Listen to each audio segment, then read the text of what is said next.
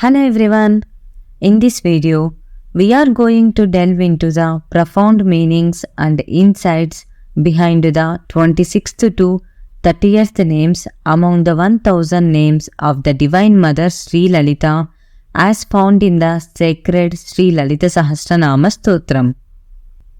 Watch this video completely as we explore the depths of these sacred names and discover the spiritual treasures they hold.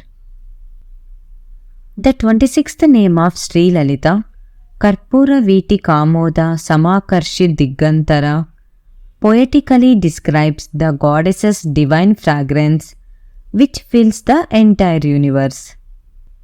This fragrance comes from the Karpura Vitika, a blend of aromatic ingredients used in the traditional practice of chewing betel leaves.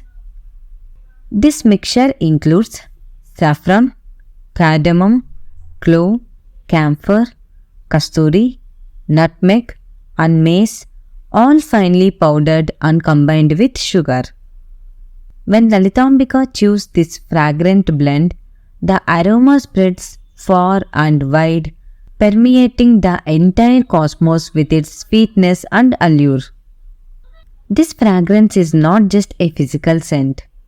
It symbolizes the goddess's ability to attract and draw all beings toward her, even those who are lost in ignorance. While those who are spiritually aware can approach her through devotion and knowledge, others may need a gentle pull or inducement to seek her grace. This sweet fragrance is that subtle pull guiding the hearts of all beings towards the divine. In essence, this name highlights the all-encompassing and magnetic nature of the goddess's grace, which reaches every corner to the universe, drawing all souls toward her divine presence. The 27th name of Sri Lalita, Nija Sallapa Madhurya Vinirbarstika Kachapi, beautifully illustrates the unmatched sweetness of the goddess's voice. In this context, Kachapi refers to the veena, a stringed musical instrument played by Saraswati, the goddess of knowledge and arts. The veena, when played by Saraswati, produces an exquisite melody that is highly revered. However, the sound of Lalitambika's voice is said to be even more melodious than the music of Saraswati's veena, the goddess of knowledge and arts. In the Saundarya Lahari, it's described how Saraswati, while playing her veena and singing about Lord Shiva, is completely captivated by Lalitambika's words of praise. Lalitambika's words are so sweet and powerful that Saraswati feels humbled and stops playing her veena. This shows how incredible Lalitambika's voice is, surpassing even the most beautiful music. This name emphasizes that the goddess's voice is not just a sound, but a divine melody that can captivate and attract all beings. Its sweetness is so powerful that it can draw even the most ignorant souls toward her, guiding them gently with the allure of her voice. The comparison to Saraswati's veena highlights the supreme nature of Lalitambika's grace and the irresistibility of her divine presence. The 28th name of Sri Lalita, Mandasmita Prabhapura Majjat Kamesha Manasa, describes the profound impact of the goddess's gentle, benevolent smile. Madanasmita refers to a special, divine smile, and Kamesha refers to Shiva, her divine consort. When Lalitambika is seated on Shiva's left thigh, they are revered as Kameshvara and Kameshvari, distinct from their form of Ardhanarishvara, where they are united as one being. In this name, it is said that Shiva himself is completely captivated and immersed in the beauty of Lalitambika's enchanting smile. This smile is not merely an expression of joy but holds a deeper spiritual significance. The term Kama also refers to Bindu, a dot that is part of the sacred Bija mantra Im, which represents the essence of the sun and the moon. The Bindu symbolizes ego, and Kama and Kala both signify desire which arises from the mind. This fact that even Shiva's mind is influenced by the smile of Kameshwari highlights the extraordinary power and allure of Lalitambika. Her smile is so captivating that it can influence and elevate even the highest consciousness. For those who are ignorant or lost in the material world, her smile serves as a divine invitation, drawing them closer to her and offering them enlightenment through the infusion of the wisdom. Lalitambika's smile is thus a symbol of her infinite compassion and grace, capable of transforming and liberating all who come under its spell. The 29th name of the mother goddess Sri Lalita, Anakalita Sadrishya Chibukasri Virajita, highlights the unparalleled beauty of her chin. This name reveals that her chin is so exquisitely shaped and flawless that it stands unmatched by anything in the universe. The very sight of her chin is said to captivate the hearts of all who behold it.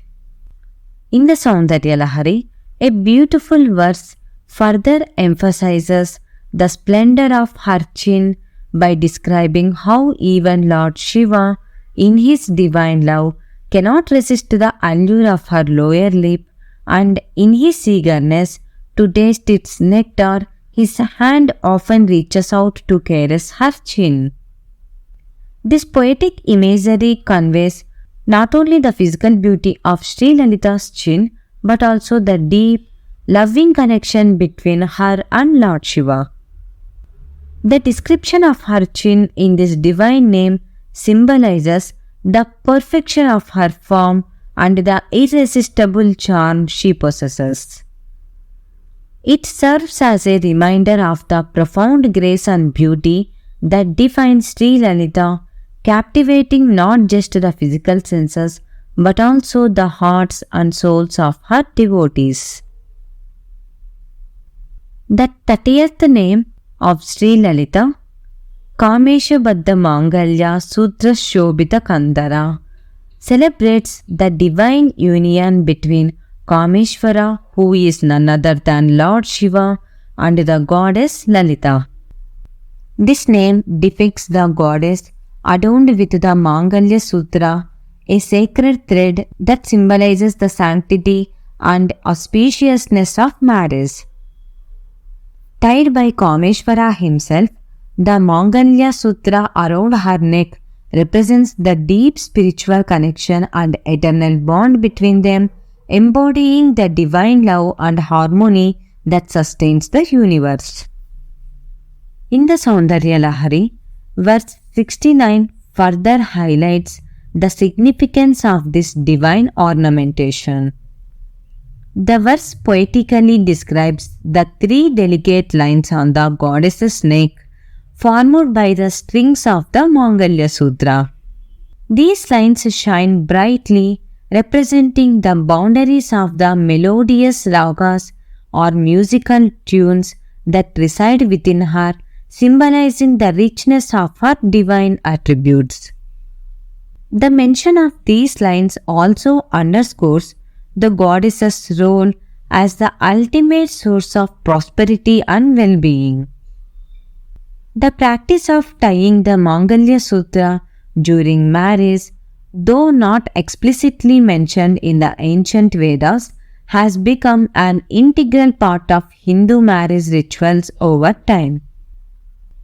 According to Samudrika Shastra, the signs of body features, the presence of 3 fine lines on specific parts of the body such as the neck, forehead or hips is considered a sign of great fortune and prosperity. This depiction of the goddess with the Mangalya Sutra beautifully blends the symbolic and cultural significance of marriage with the divine grace and blessings that she bestows upon all creation. The meanings and commentaries of other names from the 1000 names in the Sri Lalita Sahasranama Stotra are also available as separate videos on this channel, organized under the playlist titled Sri Lalita Sahasranama Stotra Explained. We encourage you to watch all those videos as well. If you enjoyed this video, please give it a like and share it with your friends and relatives. Please do not forget to subscribe to the channel and let us know what you think in the comment section. Thank you so much for watching this video. We wish you all the best and eagerly look forward to seeing you in other videos. Goodbye and Namaste.